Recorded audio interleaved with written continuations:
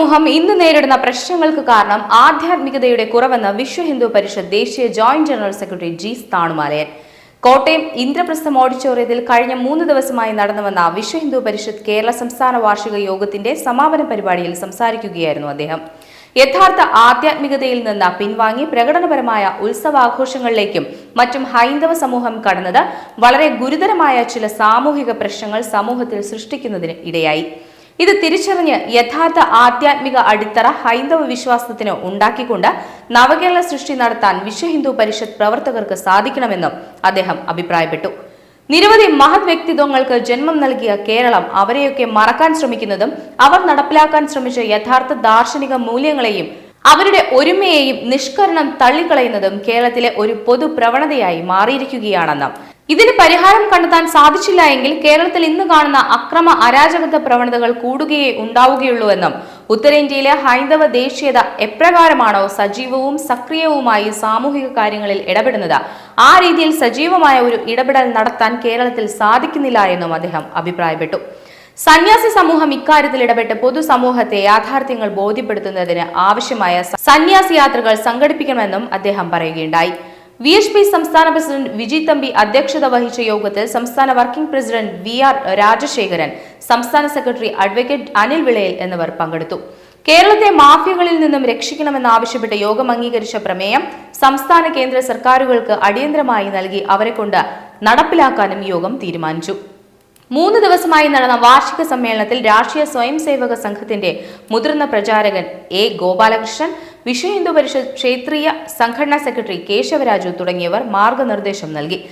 സംസ്ഥാനത്തെ 27 സംഘടനാ ജില്ലകളിൽ നിന്നായി 400-ന് മുകളിൽ ജില്ലാ ഉപരി കാര്യകർത്താക്കളും പരിപാടിയിൽ പങ്കെടുത്തു. കേരളത്തിൽ മാഫിയകളിൽ നിന്നും രക്ഷിക്കണമെന്നാവശ്യപ്പെട്ട് കേരള കേന്ദ്ര സർക്കാരുകൾക്ക് മുന്നിൽ VHP സമർപ്പിച്ച പ്രമേയം നമുക്ക് നോക്കാം.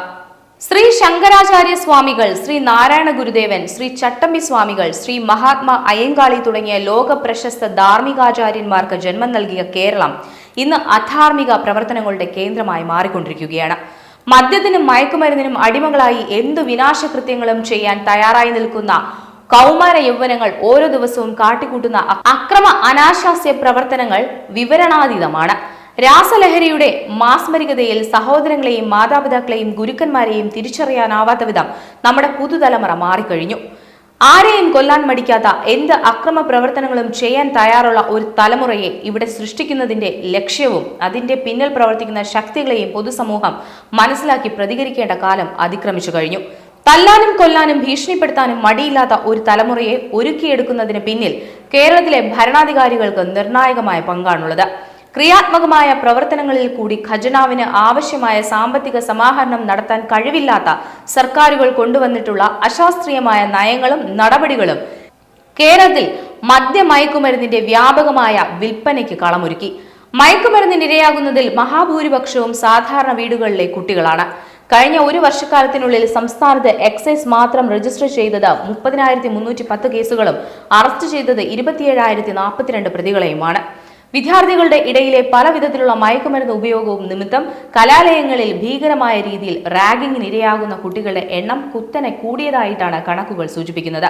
കുടുംബങ്ങളിലെ ശൈഥില്യവും ഇന്റർനെറ്റ് ദുരുപയോഗവും ജീവിത മൂല്യങ്ങളെ സംബന്ധിച്ച ധാരണക്കുറവും ആത്മീയ അറിവ് കുറവും സാമൂഹിക ബോധമില്ലായ്മയും ലഹരി ഉപയോഗത്തിന് വളം വയ്ക്കുന്ന ഘടകങ്ങളാണ്. മാത്രമല്ല, മയക്കുമരുന്ന് വിപണിയിലൂടെ വളരെ വേഗത്തിൽ പണം സമ്പാദിക്കാമെന്ന വ്യാമോഹവും സ്ത്രീ പുരുഷ ഭേദമന്യേ നിരവധി പേരെ ഈ മേഖലകളിൽ കണ്ണികളാക്കുന്നു.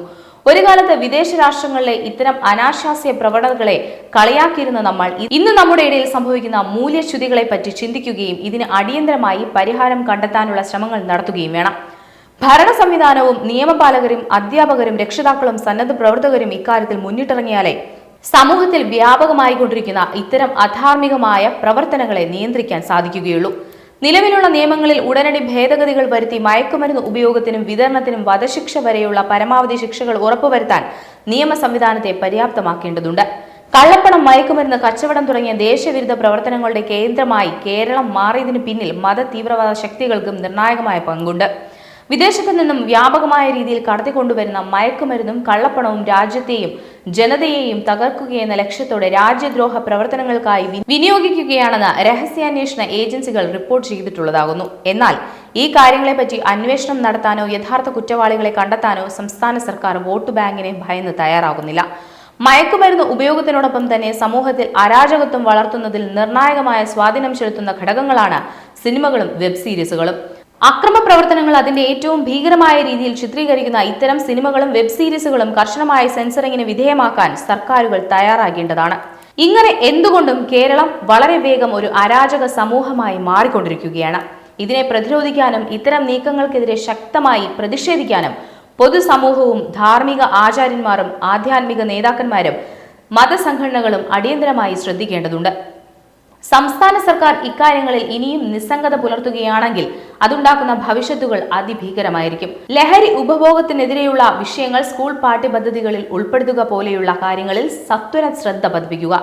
ശക്തമായ നിയമ നടപടികളിൽ കൂടി യഥാർത്ഥ പ്രതികളെയും കുറ്റവാളികളെയും കണ്ടെത്തുകയും ശിക്ഷിക്കുകയും മയക്കുമരുന്ന് ഉറവിടങ്ങളിൽ നിന്ന് തന്നെ പിടിച്ചെടുത്ത് അത് നശിപ്പിക്കാനുള്ള ശ്രമങ്ങൾ നടത്തേണ്ടതും ആവശ്യമാണ്.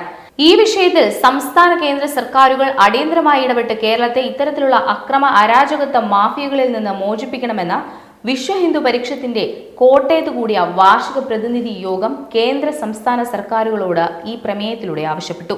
കേരളത്തിൽ ഹൈന്ദവ സമാജ ഉന്നമനത്തിന് വേണ്ടി നിരവധി പദ്ധതികളാണ് വിശ്വ ഹിന്ദു പരിഷത്ത് കേരള ഘടകം ആസൂത്രണം ചെയ്തിരിക്കുന്നത്.